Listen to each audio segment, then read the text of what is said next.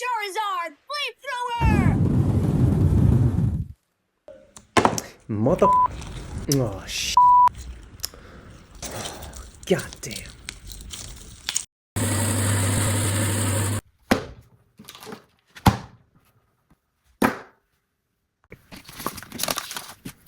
Since so many people kept asking me if I could make a 3-dimensional Charizard Pokemon card, I thought I'd give it a go. Alright, nobody actually asked, but I wanted to sculpt the most epic and unique Charizard Pokemon card ever made, and I think I'm able to. Let's find out.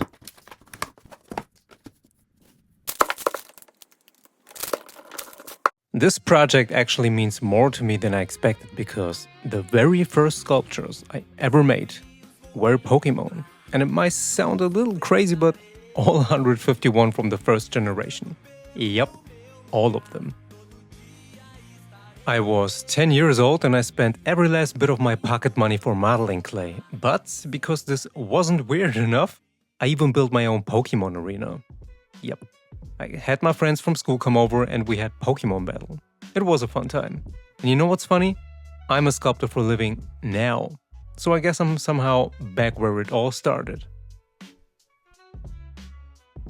The head looks quite nice yet. Let's use the Charizard Pokemon card as a reference and compare the positioning and proportions of the head and neck. After sculpting comes the molding process. The silicone will basically wrap around Charizard's head like a second skin. The silicone has now fully cured and this is what my battered Charizard actually looks like. Or as we call him in Germany, Glurak. And yeah, he looks pretty messed up, but that's what he was made for. The most important part is the silicone mold because it allows me to cast resin and create a solid, durable, positive copy so that I can properly refine and work on. So let's see if it turned out well. Okay, this honestly couldn't have gone any worse. What a waste. I can basically start all over again. It's really frustrating, but I guess I was just too impatient, probably. Alright. This time I'm going to work more carefully and capture every single detail. So, next try.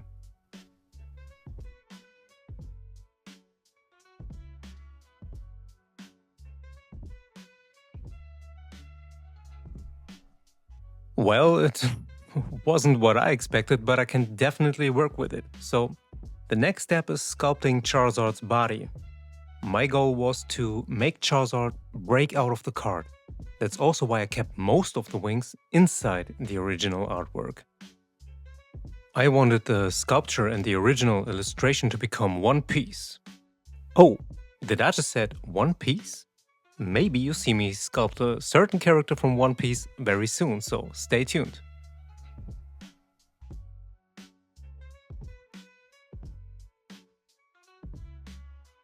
And now comes the next silicone mold for the body, but I promise this is gonna be the last one.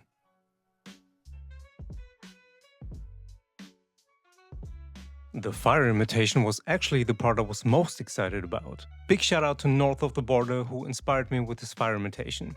Since I've never done one, I really hope this works out. Let's see.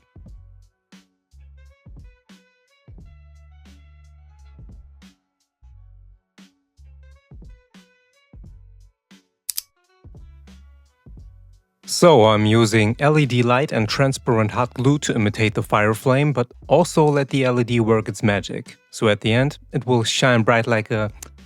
How did Rihanna call it? Yeah, right, flamethrower. We're going to test it right now, and let's see.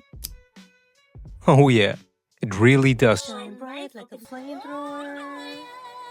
So let me just add some yellow, red and orange for the fire effect and we're good to go. Yeah, unfortunately I have to cut Charizard's head in half because I forgot that the flamethrower must be attached to the head. So I think that's mistake number 75, I guess.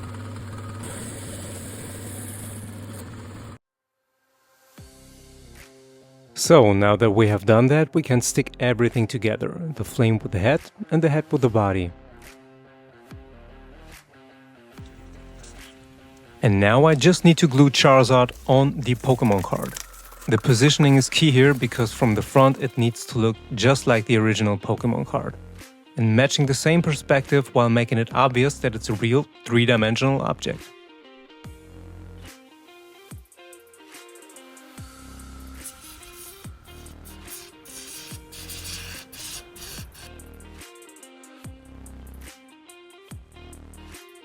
Oh my god, you lift weights? I could tell.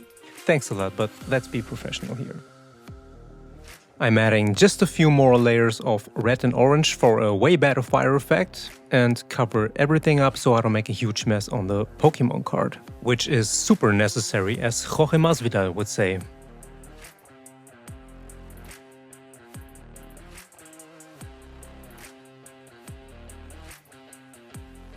You won't believe how meditative it is to paint Charizard, or Glurak, however we want to call him. And now I'm adding just the last details on the eyes and then we're ready for the glamour shots.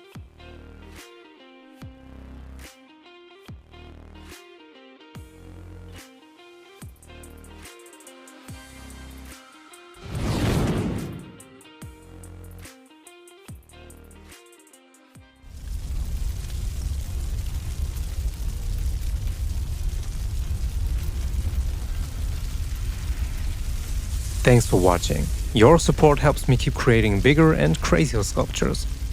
And if you'd like this one, check out my next video where I sculpted Hunter from Pokemon, trapped inside the card but breaking through into the real world. I'm Mircea Caragia, a sculptor for a living, and see you next time.